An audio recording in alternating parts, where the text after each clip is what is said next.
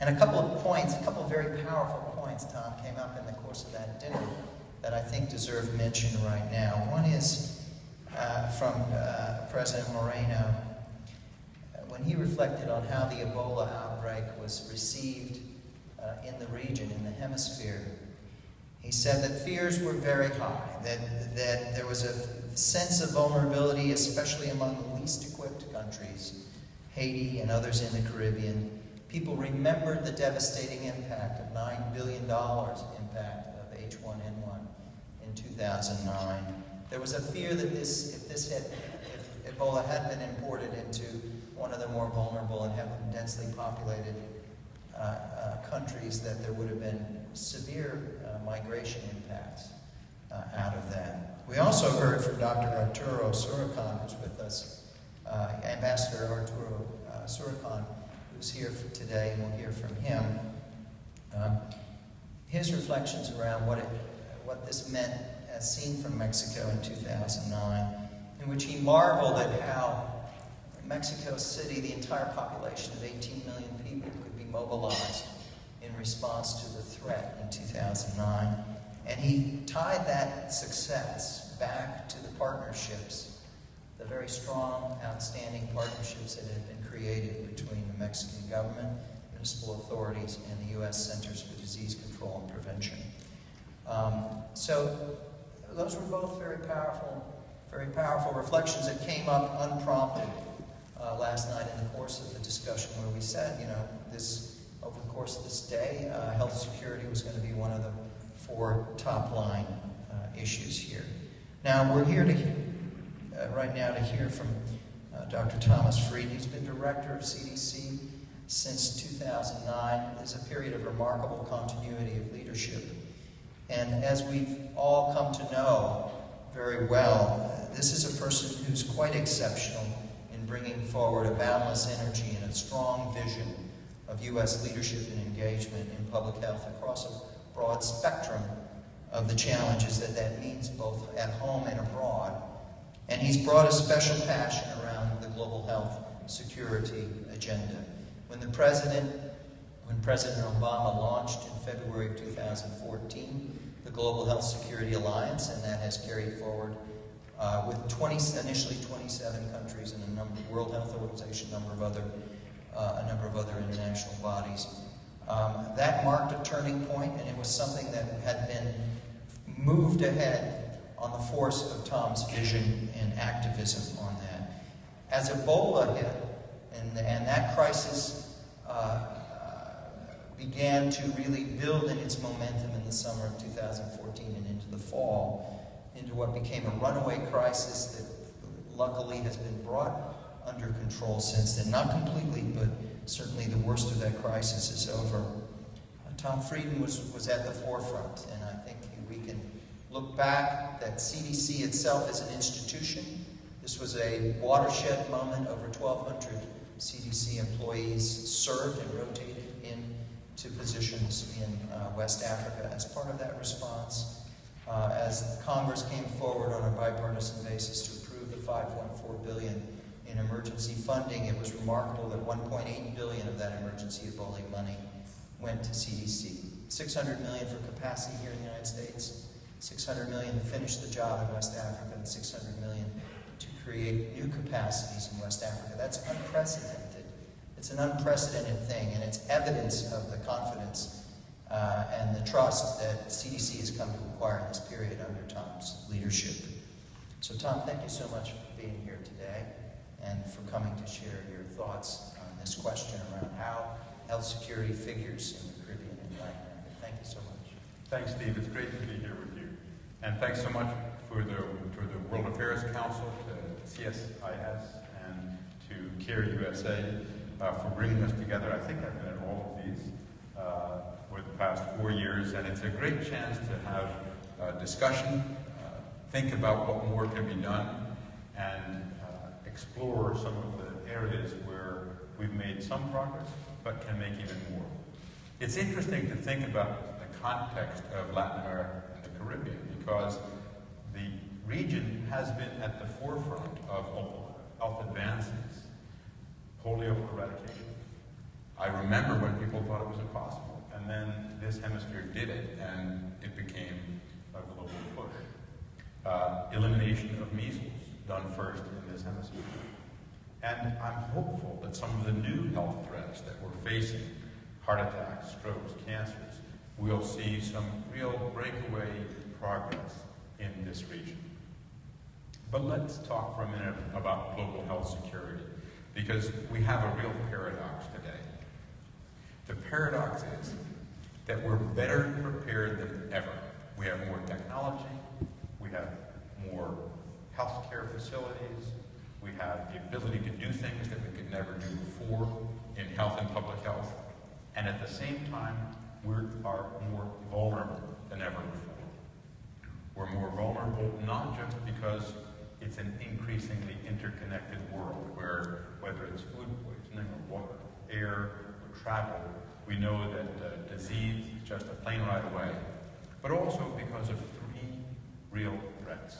The first is of emerging infectious diseases, whether that's Ebola in West Africa, or chikungunya in the Caribbean, or dengue. We know that we see, on average, one new organism per year somewhere in the world, new to the world, and that regularly we're seeing organisms enter areas that they hadn't been endemic in before and pose real threats to health. So the first trend is of emerging infectious diseases. The second trend is of the increase in drug-resistant organisms. Antibiotics are scarce resources. In fact, tomorrow at the White House there will be a forum that will bring together public and private sectors to address what may be one of the most serious health threats facing us. I'm an infectious disease physician by training. I've cared for patients who've had organisms that are resistant to all antibiotics. Unfortunately, that situation is becoming more and more common. We talk about a pre-antibiotic era and an antibiotic era. If we're not more careful than we're being today, we'll be in a post-antibiotic era. In fact, we already are in a post-antibiotic era for some organisms and for some patients. And organisms can spread rapidly from one part to another. In fact, since we don't always talk about all of the Americas, I'll say that one of the particularly resistant forms of drug resistance that we are seeing in the U.S. Came down from Canada. Very unusual that we see that. Usually we share our problems in a different direction, but we see that really the world is all connected. The third risk is the risk of intentionally created organisms, something that someone works on in the laboratory, either because of malicious intent or mistake gets out. Unfortunately, the same things that are great technologies that make it easier to respond to threats, to detect threats, also make it easier to make deadly bacteria. Excuse me. Now, faced with those three threats, we have a tremendous opportunity because the world recognizes that there's a lot that we need to do together, because there are examples of success. For example, China, if you contrast the response to SARS, which cost the world more than $40 billion, and H7N9, it was really night to day. From the moment H7N9 was recognized in China, they were completely open about it. They posted onto the internet the sequence of the organism.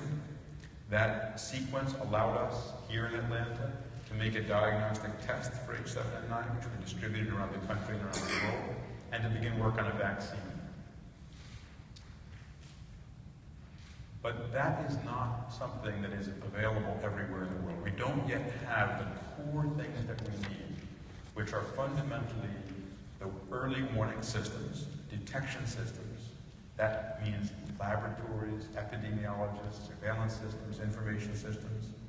We don't have the response capacity, emergency operations centers, trained epidemiologists, and we don't have the capacity to prevent wherever possible through vaccination, safe food, safe water. Ebola was and is a tremendous challenge to the world, and it fundamentally tells us two things. First, we are only as strong as the weakest link. And West Africa was a very weak link when it came to public health. And second, when a country's capacities are overwhelmed, we need to be able to surge in with a global response that's robust, and resilient, and effective. Both of those things are essential. There's no shortcut here. You can't say, well, we're going to have a good global system, so we don't really need to build up country capacity. Country capacity is always going to be there first, fastest, most efficiently, and most effectively. But there will be times when country capacities are overwhelmed, so you have to have that global ability to surge. There's a lot to be proud of in Latin America and the Caribbean. There's a lot of progress, but there are also special vulnerabilities. There are parts of the Caribbean, Haiti in particular, that resembles parts of Africa. In fact, in our work rebuilding in West Africa, the experience we have that's most similar to that is our experience in Haiti. We also recognize the risk of natural disasters, that we've seen earthquakes, floods, storms, and we know that infectious diseases can come from anywhere. No one expected that the first pandemic of the 20th century would come from Mexico, and yet it did with H1N1. There's also the challenge that people can think that infectious diseases and global health security aren't really that important, because until something bad happens, it may not be apparent how important those systems are. So ensuring that there's a focus on the political commitment to invest in public health and continue those investments even when things aren't in the headlines is very, very important. Haiti provides a really important example. With the earthquake and the cholera epidemic following the earthquake, Haiti faced a really catastrophic situation based on a country that was already by far the poorest and sickest in the hemisphere. And though you don't often hear the words Haiti and progress in the same sentence, in fact, over the past few years, working with the Haitian government, working with non-governmental organizations, working very closely with the Pan American Health Organization and others, there has been real progress in Haiti. Today, compared to before the earthquake, there are about twice as many people on effective treatment for HIV. Treatment of tuberculosis has improved. The vaccination rates are nearly twice as high. New vaccines have been introduced that are saving literally tens of thousands of lives per year. And all of this has been done in a way that has built Haitian institutions and capacity. Haiti is well on the way to eliminating filariasis, disfiguring disease. And recently, we're seeing very encouraging possibility of the elimination of malaria from the island of Hispaniola. It's been eliminated from the other islands in the Caribbean. It can be eliminated from Haiti. I didn't believe that a year ago, but my staff has convinced me, based on rigorous data, that it is possible to make tremendous progress and even eliminate malaria from the Caribbean by eliminating it from Haiti and the small areas of the Dominican Republic where it's also present. There's been tremendous progress with malaria prevention and control, but much more is needed. And part of that is going to happen by targeting services where they're needed most. And that's one of the most important lessons for public health and for global health security, the issue of targeting, getting buy-in, investing time, money, effort. The CDC Foundation has received a grant of nearly $30 million from the Bill and Melinda Gates Foundation to fund a collaborative initiative, the Haiti Malaria Elimination Consortium. And the goal of that is to create a malaria-free zone in the entire Caribbean by 2020. That's very ambitious, but we think it's achievable. It's evidence-based. Now, it isn't only the infectious diseases, it isn't only the unexpected diseases that are important as we build public health capacity. Influenza remains a major challenge and a major impact on productivity in this country and around the world. We've worked with the Pan American Health Organization and Barbados, a few other countries, to work on a program on hypertension control. High blood pressure has fittingly been called the neglected killer, the silent killer. High blood pressure affects about 2/3 of all people above the age of 65, about 1/3 of all adults. It's the only thing in the world that kills more people than tobacco. And yet, it's preventable through improvements in nutrition, and it's treatable through low-cost, effective, once-a-day medications. And yet, it's generally not being done well. Hypertension treatment is the exception rather than the rule in most of Latin America and the Caribbean. And yet, if you're going to improve one thing in healthcare that would save the most lives, it would be hypertension. So there are lots of important issues to address in Latin America and the Caribbean. Ebola is a reminder that the next thing we face is probably not going to be the thing that we're preparing for. And that's why what's so important is that we prepare the system to identify unusual events, to respond effectively, to figure out how to prevent, and then to prevent effectively. So I really thank you for this opportunity to be with you this morning, and look forward to the conversation. Thank you. Thank you, Tom.